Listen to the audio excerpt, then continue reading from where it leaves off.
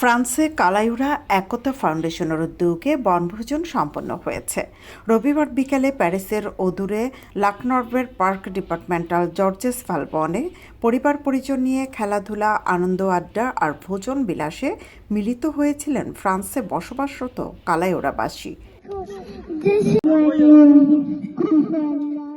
পরিচয় পর্বের মধ্য দিয়ে শুরু হওয়া অনুষ্ঠানে ছিল খেলাধুলা, পুরস্কার বিতরণ ও খাবার পরিবেশন।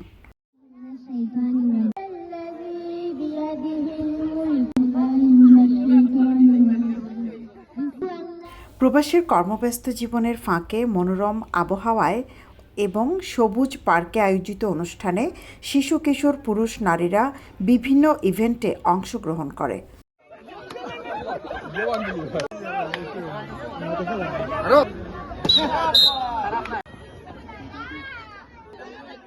নাস্তা, মধ্যাহ্নভোজে আয়োজনের পুরোটা সময় ছিল আনন্দমুখর।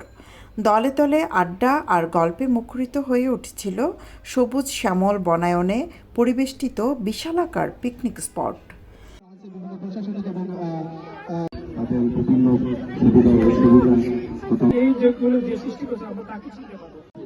পুরস্কার বিতরণ অনুষ্ঠানে সংগঠনের সভাপতি আহমেদ হোসেনের সভাপতিত্বে এবং সদস্য আবু তাহের রাজুর পরিচালনায় অনুষ্ঠানে শুভেচ্ছা বক্তব্য রাখেন সংগঠনের সাধারণ সম্পাদক হারুনুর রশিদ।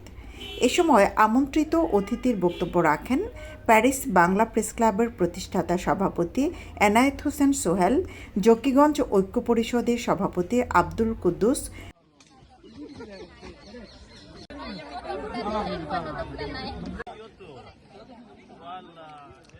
টপ 10 এর পরিচালক আবদুল্লাহ আল হাসান, ফ্রান্স বাংলাদেশ ফুটবল অ্যাসোসিয়েশনের সভাপতি হাসান শাহ, ব্যবসায়ী আলিম উদ্দিন, সাংবাদিক সুফিয়ান আহমদ, ক্রীড়া সংগঠক আব্দুল কাদির, বিএফসি লাকরনবের সভাপতি মঞ্জুর আহমেদ প্রমুখ।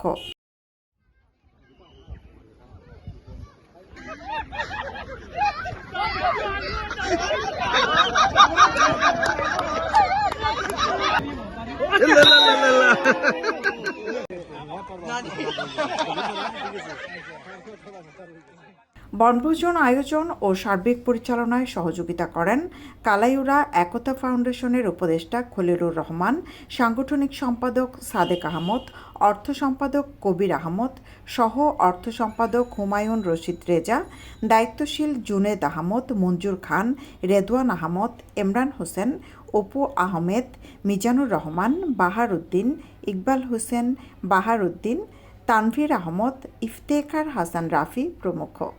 সৈয়দা আখি হক, এবিটিভি।